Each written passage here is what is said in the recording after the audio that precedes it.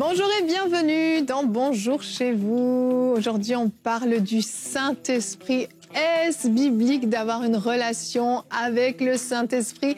C'est la question qu'on se pose avec Aurélie et notre invité de la semaine, Jean-Luc Traxel. Bonjour à tous les deux. Bonjour. Ça va bien? Oui, t'es en forme depuis hier? Pleine forme. Excellent. Surtout quand on parle de mon meilleur ami. Ah, ça. Oh, donc tu donnes une esquisse de réponse à la question, là. Je pense qu'il n'y a pas trop de suspense. Non, je pense que ouais, c'est sûr que c'est un peu un faux suspense, j'avoue, mais quoique, aujourd'hui, c'est ça, on parle de notre relation avec le Saint-Esprit. Est-ce que c'est biblique? On va voir qui est le Saint-Esprit, on va voir son rôle et on va voir ce que dit la Bible par rapport à cette relation qu'on peut avoir avec lui. Et Jean-Luc, donc justement, tu nous diras ça tout à l'heure dans la rubrique Réponse d'experts, ce que dit la Bible par rapport à ça, que tu veux nous dire en quelques mots de quoi tu vas nous parler. Ben, avec grand plaisir. Le Saint-Esprit, c'est vraiment quelqu'un que j'ai découvert et il s'avère qu'il est Dieu et qu'on peut effectivement lui parler. Amen, amen. Il n'en dit pas trop, il est sage, c'est très bien. On va donc commencer tout de suite avec la pensée du jour. On va voir qui est le Saint-Esprit.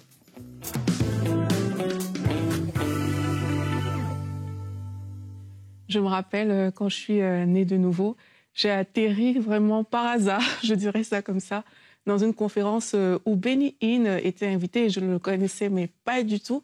Et là, il a commencé à parler du Saint-Esprit, qui est une personne et tout. J'étais comme waouh!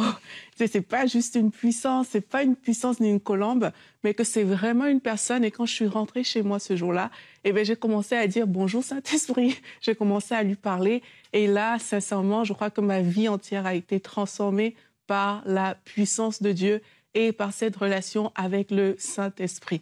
Alors, qui est ce Saint-Esprit? Jésus-Christ l'a introduit lui-même aux disciples comme le consolateur. Dans Jean 16 au verset 7, la Bible dit « Cependant, je vous le dis en vérité, c'est Jésus qui parle. Il dit « Il vous est avantageux que je m'en aille, car si je ne m'en vais pas, le consolateur ou le paraklétos ne viendra pas vers vous, mais si je m'en vais, je vous l'enverrai. » Et là, ce mot consolateur, paraklétos, c'est quoi? C'est celui qui va te guider, c'est celui qui t'accompagne, c'est celui qui marche avec toi, c'est celui qui te dirige, c'est celui qui t'assiste. Il a plusieurs rôles, le Saint-Esprit, et il fait partie de la Trinité, comme Jean le disait tout à l'heure, il est Dieu. Dans 2 Corinthiens 13, au verset 13, la Bible nous dit que la grâce du Seigneur Jésus-Christ, donc Jésus-Christ est celui qui nous a sauvés, on est bénéficiaire de sa grâce. Donc que la grâce du Seigneur Jésus-Christ, que l'amour de Dieu, Dieu le Père qui nous aime et qui a donné son Fils, et que la communion ou encore la communication avec le Saint-Esprit soit avec vous tous. En fait, si on peut être en communion, si on peut communiquer avec le Saint-Esprit, c'est parce qu'il est une personne. Il a des émotions, il a des sentiments, et il parle. Une puissance ne parle pas, une colombe ne parle pas non plus, mais le Saint-Esprit parle. Il a des émotions aussi. Dans Éphésiens 4, verset 30, la Bible nous dit « N'attristez pas le Saint-Esprit que Dieu vous a accordé ». Si on peut l'attrister, c'est parce qu'il a des émotions. La Bible dit dans Acte 13, « Pendant qu'il rendait un culte au Seigneur et qu'il jeûnait, le Saint-Esprit dit « Mettez-moi à part Barnabas et Saul » pour la tâche à laquelle je les ai appelés. Le Saint-Esprit a parlé, il a dit quelque chose parce qu'il est là avec les disciples, il est cette personne. Et même dans Acte 16 aussi, alors qu'ils voulaient aller en Bithynie, le Saint-Esprit ne leur a pas permis. Donc le Saint-Esprit est cette personne qui est disponible pour vous aussi aujourd'hui, pour vous conduire. Et il y a des personnes qui peuvent être à l'église depuis longtemps. D'ailleurs, moi-même, ça a été le cas. J'étais à l'église depuis longtemps et je ne connaissais pas le Saint-Esprit. Un peu comme dans la Bible, Paul arrive à Éphèse et il leur dit « Nous n'avons même pas entendu qu'il y a un Saint-Esprit ». Et quelquefois, on peut être comme ces personnes-là. On ne connaît pas le Saint-Esprit alors qu'on va à l'église depuis longtemps. Mais aujourd'hui, je veux vous encourager à ouvrir votre cœur à cette merveilleuse personne qui est le Saint-Esprit. Et quand il va venir dans votre vie, la Bible dit qu'il va vous guider. Il va vous conduire dans toute la vérité. Il va même vous aider à prier parce qu'il connaît les profondeurs de Dieu. Il y a de belles choses qu'il va faire avec vous. Il va vous ouvrir la compréhension des Écritures et même il distribue les dons à l'Église. Alors ne nous privons pas du Saint-Esprit. Ne te prive pas du Saint-Esprit. Accueille-le dans ta vie. Parle-lui et laisse cette personne qu'est le Saint-Esprit prendre le contrôle. Amen, merci. Oh, Jean-Luc est conquis. Fait souvent cet effet-là avec ses pensées du jour. Aurélie, toujours hyper complète. Merci Aurélie. Et oui, le Saint-Esprit est une personne, et on oublie souvent ça, il est une personne de la Trinité. Dieu le Père, Dieu le Fils, Dieu le Saint-Esprit. Et on n'a pas un qui soit plus important que l'autre, qui domine sur l'autre, un qui soit qui doivent être relégués au deuxième plan, au troisième plan. Et en fait, ils ne forment qu'un, ils forment Dieu. Et notre cerveau humain a beaucoup de mal à comprendre ça. Aux enfants, des fois, on enseigne ça, on prend l'image d'un œuf. Vous savez, il y a la coquille, il y a le blanc et le jaune, et les trois forment l'œuf. Mais ça reste incomplet parce que, en réalité, comme ils ne forment qu'un, le jaune, le blanc et la coquille, ils sont différents. Mais dans la Trinité, ils sont une seule et même personne. Et c'est très difficile pour nous de comprendre ça. Et je vous invite à ne pas vous torturer avec ça. C'est pas la peine. Il faut simplement croire. C'est ça la foi, en fait. C'est très, très simple. Et le Saint-Esprit, tu as évoqué ça à la fin de ta pensée. Le Saint-Esprit est un cadeau extraordinaire qui nous a été offert quand Jésus est monté au ciel. Et il a un rôle précis. Et c'est une grâce d'avoir le Saint-Esprit. Et notre verset du jour est dans Jean 16 au verset 7. Et donc, c'est Jésus qui parle. « Cependant, je vous le dis, en vérité, il vaut mieux pour vous que je m'en aille. » Et tu l'as un peu cité, Aurélie. En effet, si je ne m'en vais pas, le défenseur, le paraklétos, le consolateur, le Saint-Esprit, autrement dit, ne viendra pas vers vous. Mais si je m'en vais, je vous l'enverrai. Et donc, Jésus dit que c'est avantageux qu'il s'en aille, et il continue ensuite, et je ne vais pas vous lire tous les versets, mais il décrit un peu le rôle. Il va dire que le Saint-Esprit va convaincre le monde en ce qui concerne le péché, la justice et le jugement. Et au verset 9, il explique ce que consiste le péché, la justice et le jugement. Au verset 13, il dit « Quand le défenseur sera venu, l'Esprit de vérité, il vous conduira dans toute la vérité, car il ne parlera pas de lui-même, mais il dira tout ce qu'il aura entendu et vous annoncera les choses à venir. Mais on veut ce Saint-Esprit. Il révélera ma gloire parce qu'il prendra de ce qui est à moi et il vous l'annoncera. » C'est juste incroyable de voir ce qu'on peut vivre avec le Saint-Esprit quand on s'ouvre réellement à vraiment une relation, et tu en parleras davantage tout à l'heure, mais on peut voir à quel point le Saint-Esprit nous a été donné pour qu'on puisse en fait être efficace, être utile. C'est un allié dont il ne faut pas se passer en fait. Absolument. Je pense qu'il y a un blocage dans beaucoup de chrétiens qui est lié à un esprit religieux. Oui. J'ai découvert ça récemment. Aussi, surtout, on en parlera aussi cette semaine avec cet esprit de réveil qui est en train de venir actuellement. Et je vois qu'il y a vraiment une tension dans beaucoup de personnes. Et ils ont l'impression qu'ils sont comme en train de commettre un adultère s'ils commencent à parler avec le Saint-Esprit.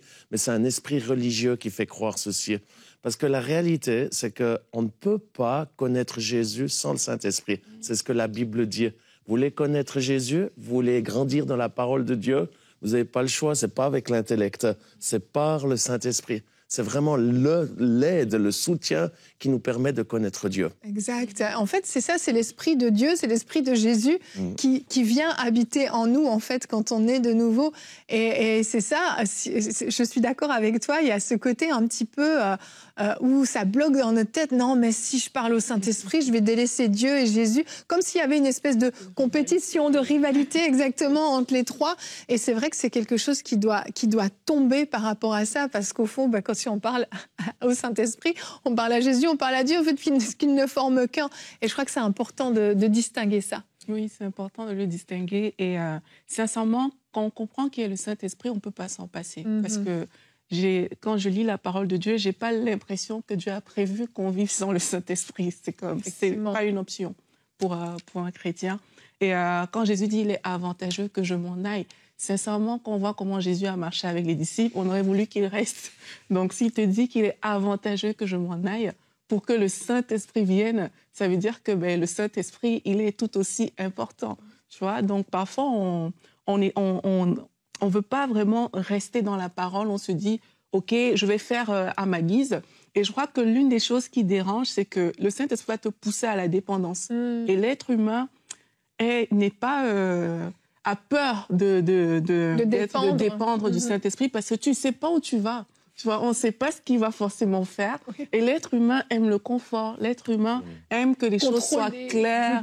Voilà, exactement. Mais avec le Saint-Esprit, en fait, tu ne sais pas. Il peut te dire de faire une chose aujourd'hui et demain, c'est complètement différent. Et ça, l'être humain n'est pas confortable avec ça. Mais il faut accepter cet inconfort. C'est un inconfort qui est génial. Parce que tu vas réaliser que le Saint-Esprit veut faire des choses extraordinaires avec toi. Et même, je le dis souvent, quand j'ai compris l'œuvre de la croix, le seul mot qui venait dans mon cœur, c'est facile. C'est facile, c'est facile. En fait, j'avais réalisé que c'était pas sur moi que le fardeau devait peser. Il y avait Dieu qui allait faire quelque chose à travers moi. Mais c'était pas sur moi. Et c'est ça, avec le Saint-Esprit, c'est que ça ne pèse pas sur nous. Les guérisons, les miracles, tout ça, c'est disponible à travers nous parce que le Saint-Esprit passe à travers nous, mais ça ne pèse pas sur nous, c'est sa responsabilité et il faut lui laisser cette place-là. Exactement. À un moment donné dans ma vie chrétienne, je me souviens être un peu jalouse des disciples. Je me disais, mais eux, ils avaient Jésus collé, disponible en tout temps, 24 heures sur 24, et ils pouvaient lui poser des questions. Quand Jésus les a envoyés, après ils se sont retrouvés devant cet enfant qu'ils n'ont pas pu délivrer, Jésus était là, il a pu le faire. Je me disais, j'étais un peu jalouse de me dire, j'aurais voulu vivre ça. Mais en fait, j'ai réalisé après coup que quand Jésus nous a envoyé le Saint-Esprit, c'est Jésus qu'on a en permanence, non pas à côté de nous, mais en nous.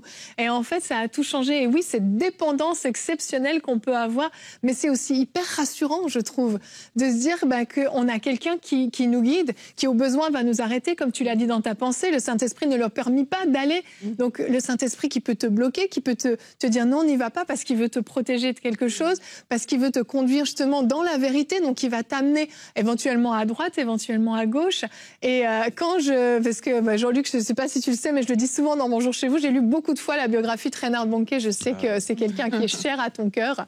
Et la troisième fois que je l'ai lu, en fait, à chaque fois, j'ai d'autres révélations. Mais la troisième fois que je l'ai lu, ce qui m'a le plus marqué et qui a mis en moi même une sainte jalousie, c'est cette relation qu'il avait avec le Saint-Esprit, comment il était conduit par le Saint-Esprit, cette communion qu'il avait.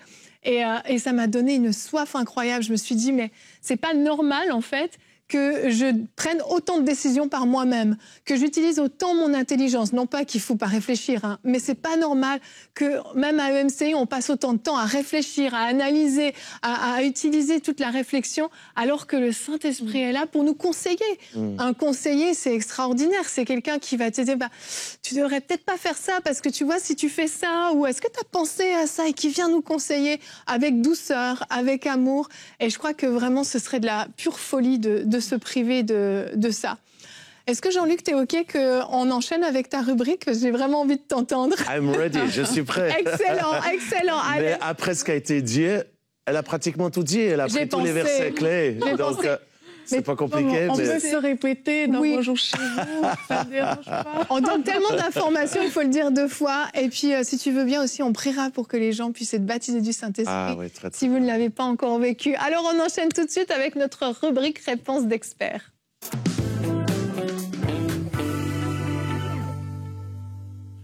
Alors, chers amis, la question est de savoir, est-ce qu'on peut s'adresser, est-ce qu'on peut parler à ce merveilleux Saint-Esprit? Et je pense, on l'a déjà répondu auparavant, c'est que dans la Trinité, il n'y a pas de compétition. Et c'est l'esprit religieux qui veut nous amener cette tension. Dieu le Père est une personne, et aucun d'entre vous avait ce doute-là, de se représenter Dieu comme un bon papa qui prend soin de nous, qui a une volonté extraordinaire, des plans de bonheur et non de malheur pour nous. Et on s'adresse au Père, au nom de Jésus. Et pour personne, il y a un problème de s'imaginer que Jésus est une personne et où on peut s'adresser à Jésus, de lui dire qu'on l'aime et qu'on peut l'adorer. Mais le problème vient souvent avec le Saint-Esprit parce que justement, les personnes ne le connaissent pas. Ils pensent que c'est une espèce de nuée, une espèce de puissance. Il est la puissance de Dieu, mais au même titre que Dieu le Père, au même titre que Jésus le Fils, il est une personne. Et comme Aurélie l'a dit, il a des émotions, il a de l'intellect, il a une forme, il s'exprime, il a une bouche, il a des oreilles, il a un nez, il sent les choses. Il est vraiment une personne. Comme vous avez été créé à l'image de Dieu, eh bien, en fait, créé à l'image du Saint-Esprit, puisqu'il est Dieu. Et est-ce qu'on a le droit de lui parler? Eh bien, absolument. il est Dieu. Et quand la Bible dit « Tu aimeras le Seigneur ton Dieu de tout ton cœur, de toute ta force et de toute ta pensée, et tu adoreras un seul Dieu », eh bien, le Saint-Esprit fait partie de ceci. Amen. Parce que Dieu le Père, Dieu le Fils et Dieu le Saint-Esprit sont trois en un, et nous sommes appelés à avoir cette relation. Et c'est ce qui a été dit déjà, le verset, tu as pris de nombreux versets qui expliquent vraiment qui est le Saint-Esprit. Donc je vous invite à aller ouvrir votre Bible, à le méditer. Mais je pense que le passage qui est tellement clair, c'est 2 Corinthiens 13, qui a été nommé, que cette communion, cette communication vient du mot koinonia. Ça, c'est le mot original, et qui veut dire justement d'avoir une relation envers ce merveilleux Saint-Esprit. C'est ce que l'apôtre Paul dit, que la relation avec le Saint-Esprit, la communication, et en plus de ceci, le mot koinonia peut être traduit le partenariat, que la relation, le partenariat soit avec vous. Et c'est vraiment ce qu'on aimerait aujourd'hui vous encourager dans cette émission, c'est à ne pas laisser le Saint-Esprit de côté, en disant « Ok, je m'adresse à Dieu le Père, au nom de Jésus ». En faisant ceci, c'est bon, c'est juste, c'est la façon dont on est appelé à prier, mais la seule personne de la Trinité qui est avec vous tous les jours, c'est le Saint-Esprit. Oui. C'est lui qui est en vous, qui est sur vous, à côté de vous, et qui est cette personne qui veut avoir, qui aspire, qui demande à avoir une relation. Je suis marié, avec Josiane, oui. Une femme extraordinaire. La façon dont on peut grandir, développer notre couple, c'est par la communion, la communication.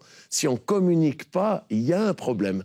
Eh bien, beaucoup d'entre vous, vous êtes comme boiteux, handicapés spirituellement, parce que vous ne communiez pas, vous n'avez pas de relation, vous ne parlez pas au Saint-Esprit. Vous entendez partiellement, mais au fait, de par le fait que c'est comme si vous le négligez, vous le méprisez. Et je pense que ça, c'est la chose la plus dangereuse, c'est de mettre de côté le Saint-Esprit en disant « Moi, je veux Jésus ». Jésus, oui, c'est la parole de Dieu et ça doit être notre base. Mais n'oublions pas ceci, c'est que c'est ce merveilleux Saint-Esprit qui est une personne, et si vous avez une relation avec lui, que vous communiez avec lui, lui va vous donner une faim et une soif de la parole de Dieu. Le rôle, on en a parlé un petit peu aussi, le rôle du Saint-Esprit, c'est toujours nous diriger vers Jésus-Christ. Ça fait de nombreuses années que j'ai fait cette démarche. En fait, quand j'ai été à la conférence de Reinhard Bonnke. Oh. Reinhard Bonnke, c'était quelqu'un qui a marqué notre vie dans la famille. Il est venu nombreuses fois chez moi à la maison, j'étais nombreuses fois chez lui. Il m'a aidé à débuter le ministère. Mais quand j'avais 16 ans, c'est là qu'il m'a invité à sa première conférence de feu. Et j'oublierai jamais cette conférence où on a été touché par le feu du Saint-Esprit, par cette énergie d'amener l'évangile, de prêcher l'évangile à la multitude. Mais quand je suis rentré à la maison, c'est là que, au fait, j'ai eu cette révélation que le Saint-Esprit n'était pas juste une flamme ou une puissance ou une énergie, mais qu'il était une personne. Et j'ai fait une alliance à l'âge de 16 ans. J'ai dit, Saint-Esprit, moi, j'aimerais te demander une chose. Je ne te connais pas vraiment, mais j'aimerais te demander, est-ce que tu serais d'accord de devenir mon meilleur ami? Wow. Et c'est comme ceci que, à l'âge de 16 ans, je me souviens toujours dans cette chambre, fermée à clé. Je me souviens le Saint-Esprit me répondre, c'est mon plus grand désir d'être ton meilleur ami. Wow. Et là, j'ai débuté cette relation qui peut sembler spéciale, qui ne correspond pas à du naturel, mais en fait, c'est du surnaturel. Oui. On a un Dieu du surnaturel. Et puis en même temps, de vivre ceci naturellement. Et je me souviens, j'avais amené une chaise dans ma chambre où je dormais, et je posais la chaise et je me mettais à genoux au pied de la chaise et je disais, Saint-Esprit, vu que tu es une personne, eh bien, prends place, assieds-toi là. Et j'ai commencé à discuter avec lui, développer quelque chose dans l'esprit, mais qui est devenu tellement réel qu'aujourd'hui, partout où je vais, là où je suis, tel que maintenant sur ce plateau, je sais qu'il est en moi, qu'il est sur moi. Mais au fait, j'ai développé quelque chose je sais qu'il est à côté de moi. Et c'est pour ça que je me suis tourné plusieurs fois ici, parce qu'il est là et je peux lui échanger. Et quand j'ai une question, quand j'ai besoin d'aide, j'ai besoin d'une inspiration, eh bien, je peux me tourner à lui parler. Et lui, il va vous parler. Et c'est ce que je vous encourage. C'est à quitter ces esprits méchants, mauvais, qui veulent vous éloigner du Saint-Esprit. Enlevez la peur. La Bible dit, ne crains point. Va à Dieu tel que tu es et ose lui parler, ose communier avec lui. Et puis après, eh bien, écoute-le aussi, parce qu'il a une voix, le Saint-Esprit, il a une voix et il va te parler, il va te dire les choses qu'il désire. Mais toujours, la base même, l'élément principal Saint-Esprit, c'est toujours, il te pointe vers Jésus, Amen. qui est la porte pour aller auprès de Dieu et ensemble où nous pouvons voir la gloire de Dieu. Et avant qu'on prie, j'ai une petite question à te poser parce que je pense qu'il y en a qui se le demandent. Ceux qui débutent dans cette relation avec le Saint-Esprit, tu dis il te parle, écoute-le. Qu'est-ce que tu veux dire par il te parle? Est-ce que tu entends sa voix de manière audible? Comment ça se passe quand le Saint-Esprit te parle? Alors, pas toujours je l'entends de voix audible, d'une façon audible, combien même je l'ai eu, ça m'est arrivé, mais c'est au niveau de son esprit. Quand tu développes ceci, tu sais, c'est dans son esprit que tu sais que quand il te parle, c'est il t'a parlé, il te dit quelque chose. C'est pas avec l'intelligence, c'est avec l'esprit. Et c'est pour ceci que vous pouvez pas parler au Saint-Esprit si vous n'êtes pas né de nouveau. C'est ça. Il faut naître de nouveau. Il faut que votre esprit soit régénéré, redevienne en vie pour que vous puissiez avoir cette relation avec Dieu. Et c'est avec votre esprit que vous communiez, que vous êtes en relation avec le Saint-Esprit. Et c'est en esprit que vous l'entendez, c'est en esprit que vous lui communiquez. Alors, vous pouvez utiliser votre langage, français ou italien ou peu importe. Saint-Esprit parle toutes les langues. C'est ça qui est fantastique. Oui. Mais son vrai langage, c'est l'esprit. Wow. C'est parler en esprit. C'est super important parce que des fois, les gens vont dire moi, j'entends rien. On me dit de parler avec le Saint-Esprit, on me dit qu'il me parle, mais j'entends rien. Mais c'est que peut-être justement on n'utilise pas le bon sens dans ces moments-là. Et le fait de comprendre que c'est d'esprit à esprit que ça fonctionne, c'est que oui, on est obligé des fois de mettre de côté notre intelligence, nos réflexions, notre façon de voir les choses, notre compréhension humaine, et de s'ouvrir à quelque chose qu'on ne connaît pas, quelque chose d'inconnu qui va être connu par notre esprit, justement. Et je crois qu'il faut l'expérimenter pour le comprendre. C'est ça. Et puis, il ne faut pas avoir peur de se tromper. Je me rappelle, quand je suis née de nouveau, c'est un monsieur qui m'a amenée au Seigneur et je lui demandais tout. Est-ce qu'il faut faire ci? Est-ce qu'il faut pas faire ça? Et un jour, et c'est là où le Saint-Esprit m'a montré qu'il est là et que c'est lui qui doit me conduire. Un jour, j'avais à l'intérieur de moi senti que je ne devais pas aller dans une certaine direction. J'ai demandé au monsieur, il m'a dit le contraire. Mais comme dans ma tête, il était dans la foi depuis longtemps et tout, j'étais sûre que je me trompais. Du coup, j'ai fait ce qu'il m'a dit, mais ce n'est pas ça qu'il fallait faire. Et j'ai compris que le Saint-Esprit me disait, ce n'est pas de lui que tu dois dépendre, c'est de moi. Et c'était une erreur sur le coup parce que je ne connaissais pas encore tout ça. Mais j'ai compris aussi qu'il ne faut pas avoir peur de se tromper. Oui. Parce que, en fait, c'est un apprentissage. On dit souvent l'école du Saint-Esprit. C'est qu'il y a, au début, peut-être, tu auras des loupés, si on peut dire ça comme ça. Mais tu vas comprendre que, mais en fait, ce n'était pas le Saint-Esprit, là, c'était moi. Maintenant, la prochaine fois, quand une situation similaire va arriver, quand j'avais mes convictions profondes intérieures, là, je pouvais dire non, je ne vais pas t'écouter, je préfère écouter la voix à l'intérieur de moi. Et c'est comme ça que petit à petit, on se rend compte que c'est plus naturel, c'est plus accessible. Maintenant, quand j'entends cette voix, je sais. Alors qu'au tout début, je ne savais pas. Donc, il faut accepter l'apprentissage, en fait. Il ne faut pas penser que tout va se faire forcément comme ça. Et il y a un apprentissage, acceptons-le. Peut-être qu'il y aura des loupés, mais ce n'est pas grave. Mais c'est ça qui va nous permettre de grandir. Exact, on apprend à reconnaître sa voix. Et est-ce que tu veux bien prier pour tous ceux qui nous suivent? Si vous n'avez pas encore été baptisés du Saint-Esprit, vous n'avez jamais expérimenté ce moment fort dans la vie du chrétien, je pense que c'est le jour pour aujourd'hui. Je te laisse la parole. Première des choses, si vous n'avez jamais donné votre vie à Jésus-Christ, repentez-vous de vos péchés. Dans la simplicité là où vous êtes, dites simplement, Seigneur Jésus, sauve ma vie. Je t'ouvre mon cœur, je t'ouvre mon esprit et je te demande de venir en moi par ce merveilleux Saint-Esprit. Et pour chacun d'entre vous qui avait déjà fait cette démarche, j'aimerais prier face à ces esprits méchants, mauvais, les esprits religieux. Les esprits religieux, ce n'est pas par rapport à l'église ou à un monastère et autres. Les esprits religieux, ce sont des esprits méchants qui veulent enfermer vos vies dans des concepts qui sont des concepts humains pour vous dominer et pas vous donner cette liberté. Parce que la Bible dit que là où est l'esprit, là est la liberté. Maintenant, je prends autorité sur les puissances des ténèbres qui vous ont enfermés et qui vous empêchent d'avoir une vie de l'esprit vivante. Je sens plusieurs, c'est comme l'esprit qui est mort. Eh bien, je prie maintenant que la puissance de résurrection donne vie à votre esprit et que votre esprit puisse entendre. Esprit de surdité, je te lie au nom de Jésus, afin que ton esprit puisse entendre Dieu, entendre le ciel, entendre le son du ciel, entendre les anges, entendre en esprit. Je commande à tes yeux spirituels de ton esprit de s'ouvrir pour voir le Saint-Esprit, qui est réellement Dieu. Plusieurs sont aveuglés, n'arrivent pas à voir le Saint-Esprit parce que ce sont des esprits méchants. Je lis ces puissances au nom de Jésus et je brise aussi tout l'arrière-plan de malédictions qui viennent de génération en génération suite à des choses qui ont été faites dans votre dénomination aussi. Je brise ceci afin que tu puisses voir, entendre, sentir, expérimenter la merveilleuse personne du Saint-Esprit. Et je prie que tu puisses être maintenant baptisé de lui.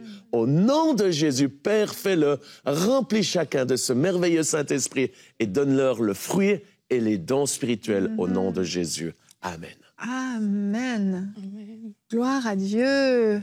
Et je crois que certains d'entre vous, vous êtes en train d'expérimenter quelque chose. N'essayez pas de retenir, mais laissez aller ce que vous êtes en train de vivre. Si vous ne nous écoutez plus, il n'y a aucun problème. On est arrivé au bout de l'émission, vous n'allez rien manquer.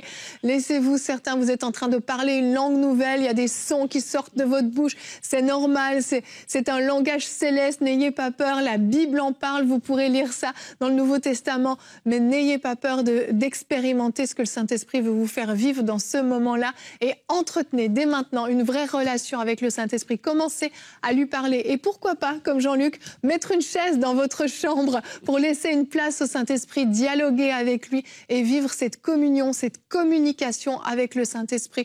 Et vous allez expérimenter des nouvelles choses, vous allez apprendre à reconnaître sa voix, comme disait Aurélie. Peut-être parfois vous allez vous tromper et vous saurez « Ah non, en fait, c'était vraiment la voix du Saint-Esprit que j'avais entendue. » Mais vraiment, je vous encourage, ne vous privez pas. Vous avez un conseiller, un consolateur, quelqu'un d'extraordinaire, de disponible pour vous, un allié de choix, un associé de choix dans votre vie, un meilleur ami, comme l'a dit Jean-Luc, qui est là à vos côtés 24 heures sur 24 et 7 jours sur 7. Donc ne vous privez pas de cette relation extraordinaire avec le Saint-Esprit. Jean-Luc, merci. Merci à toi aussi, Aurélie. Un plaisir d'avoir fait cette émission. On continue demain. On vous l'a dit, c'est une semaine bénie, une semaine choc. Demain, on va voir comment se connecter à l'esprit de réveil. On a mis la table aujourd'hui, on a mis les couverts, mais demain, on va remplir l'assiette. Alléluia. C'est quelque chose que tu portes fort sur ton cœur. Et demain, on va voir comment vivre ça. On va parler des réveils aussi qui ont déjà eu lieu. Vraiment une belle émission qui nous attend. Alors ne manquez pas de vous connecter avec nous. Que Dieu vous bénisse et bonjour chez vous.